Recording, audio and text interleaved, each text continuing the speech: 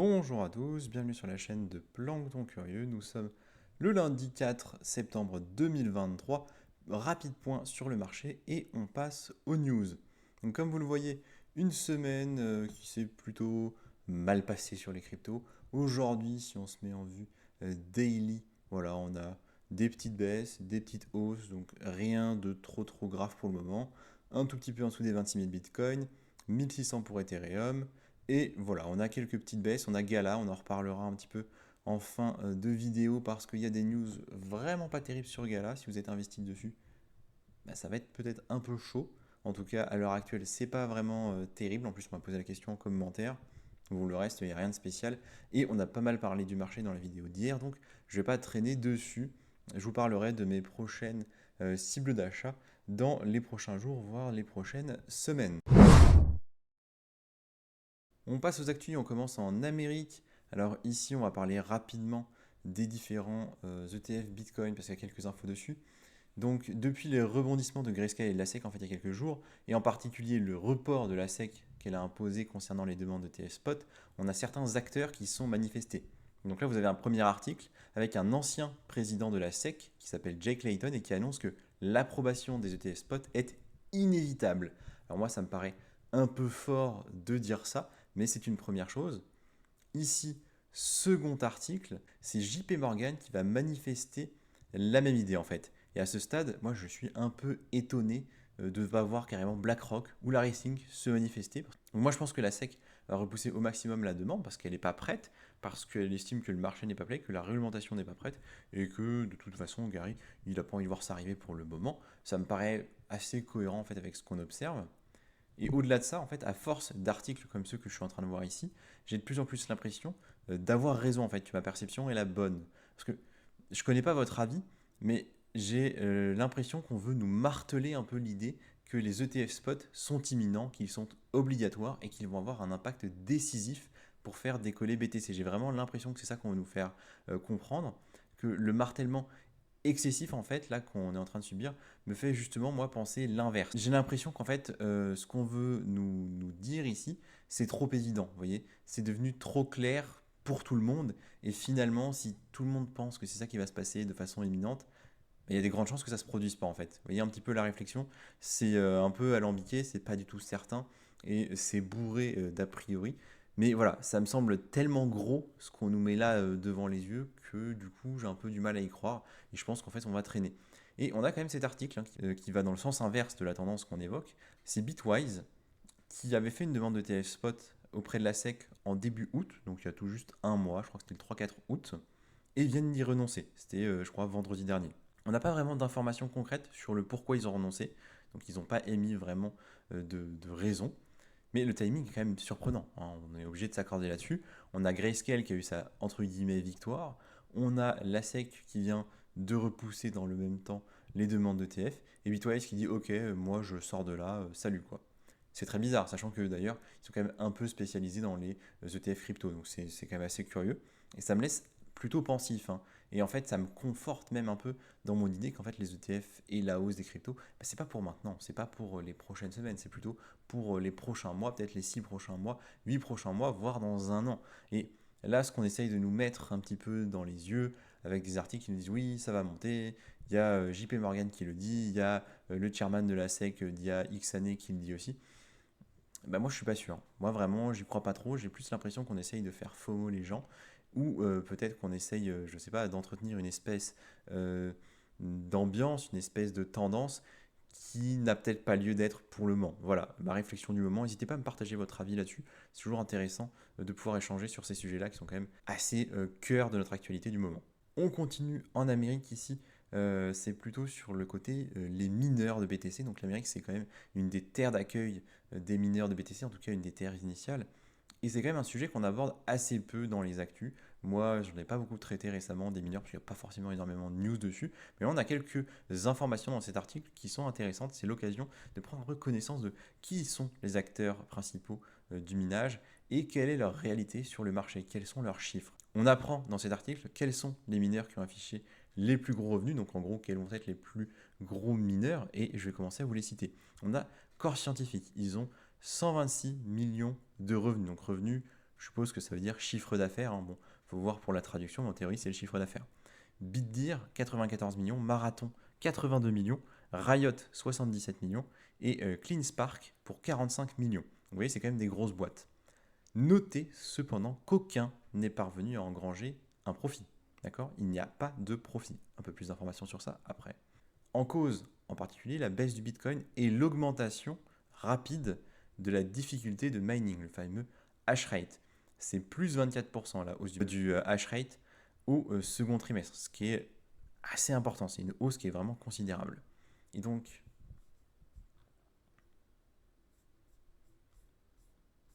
alors on a plus d'informations, notamment le classement des mineurs affichant le coût le plus bas pour miner un BTC. Donc combien ça coûte de produire un BTC, de le miner. C'est dominé largement par Riot, qui va payer à peu près 15 000 $ pour miner un BTC, 14 868. Ensuite, on a Marathon, qui affiche 18 000 $, presque 19 000 $ pour miner. CleanSpark, c'est presque 20 000, Cypher, c'est 20 500, et Core Scientific, c'est 20 700. Donc vous le voyez, ça leur coûte moins cher que le cours actuel de Bitcoin, mais bien évidemment, ça ne prend pas forcément en compte tous les coûts, et ça fait que du coup, ils ne sont pas encore en positif. Donc notons que pour la période étudiée, les mineurs cités sont tous en perte nette, hein, c'est bien ce que je disais avant, entre 10 et 25 millions de dollars sur les 3 mois étudiés. Mais que c'est quand même mieux qu'au début du bear market. C'est-à-dire qu'on pourrait dire, voilà, une entreprise qui a 10 millions de pertes, mais c'est terrible. Bon, déjà, vous voyez que bien mis en relation avec leurs revenus, ça reste tout à fait cohérent. C'est-à-dire qu'on est sur les ordres de grandeur qui se tiennent. Mais surtout, c'était bien pire il y a 1 an et demi, il y a 1 an et il y a 6 mois. Donc on est quand même sur une période qui est plutôt favorable avec un Bitcoin qui tourne autour des, on l'a vu en ce moment, 26 000. Alors toujours en Amérique, c'est l'occasion de parler un peu de Robinhood. Donc on en parle de plus en plus quand même depuis la découverte de ces réserves de BTC et du fait qu'il serait quand même dans le top 5 des plus gros détenteurs. Aujourd'hui, on va en parler un petit peu pour s'y lire avec FTX et SBF, hein, Sam Bankman-Fried, hein, ancien dirigeant de FTX. En très très résumé, en très bref, SBF avait acheté des actions Robinhood il y a à peu près 1 an et demi. Il les a mises en garantie pour réaliser des emprunts, d'accord? Parce qu'il a besoin d'argent. Sauf qu'en fait, en vue des proportions que prenaient ses problèmes financiers avec FTX, il a aussi dû vendre les actions Robinhood gagées. Mais il l'a fait discrètement parce que ce n'est pas quelque chose qu'il était autorisé à faire. Vous voyez, il y a quand même eu des gros micmacs. Et donc tout cela, mêlé à différentes entreprises avec lesquelles il a acheté, il a vendu, il y a des partenariats. Enfin, il y a tout un tas de procès en fait dans tous les sens qui viennent de se conclure par un rachat récent des actions de Robinhood. Donc c'est bien de le noter, parce que c'est positif pour l'entreprise. Vous aurez beaucoup plus de détails hein, et une histoire un peu mieux contée, un peu mieux écrite ici par le tweet d'Esprit Critique que je vous invite à aller lire si ça vous intéresse. Concrètement, on est dans les méandres de FTX, de Sam Bankman-Fried et de toutes les malversations qu'ils ont pu faire. Et au final, Robinhood s'en sort plutôt bien avec, du coup, ils ont récupéré leurs 7,6% d'actions, ils ont fait un rachat d'actions, ce qui va augmenter leur part et qui est plutôt positif pour les investisseurs. Donc au final, ça se solde très bien pour eux, mais ça aurait pu être assez, peut-être pas catastrophique, mais assez mauvais pour eux. Au final, ça se solde bien et c'était l'occasion d'en parler quand même. Passons rapidement en Asie et notamment en Inde. On va parler de plus en plus, à mon avis, de l'Inde, hein, parce que clairement, c'est un pays qui se met en avant, qui est en train de se développer sur le plan des cryptos et de la technologie. Aujourd'hui, on a l'article qui va parler de Ripple, qui d'ailleurs est une entreprise qui semble se présenter dans tous les plans qui touchent de près ou de loin au CBDC. Vraiment, Ripple, on entend parler tout le temps dès que ça parle un peu de CBDC, et donc l'Inde n'est pas en reste, hein, ils sont en train d'essayer de développer un petit peu quelque chose de ce genre-là. Ici, c'est un partenariat avec Yes Bank qui est mise en avant. Donc Yes Bank, c'est une des principales banques en Inde. Elle est devenue interopérable avec l'interface UPI de la Reserve Bank of India. Elle a ouvert les portes ainsi à des milliers de transactions en roupies numériques. Donc c'est une avancée qui est censée être majeure et qui pourrait changer quand même la face des échanges financiers en Inde. C'est vraiment une potentielle très belle évolution. Là, je suis en train de citer l'article. Pour information, Ripple et Yes Bank collaborent depuis 2018. Donc on peut imaginer que cette avancée pour la banque va être favorable pour Ripple, pour le projet crypto, dans le sens où ils vont pouvoir construire dessus, parce que l'Inde s'ouvre de plus en plus aux cryptos. On peut comprendre qu'ils vont avoir une envie de contrôle, donc de partir sur de la CBDC. Et avec cette espèce de partenariat qui vient d'exister, à mon avis, il va se passer des choses. Pour le moment, on n'a pas plus d'informations, mais c'est évidemment quelque chose qu'il va falloir suivre avec intérêt et une thématique dans laquelle on va être de plus en plus plongé, à mon avis. Passons aux news en bref, avec le cofondateur du protocole Maker, l'émetteur du DAI, le stablecoin.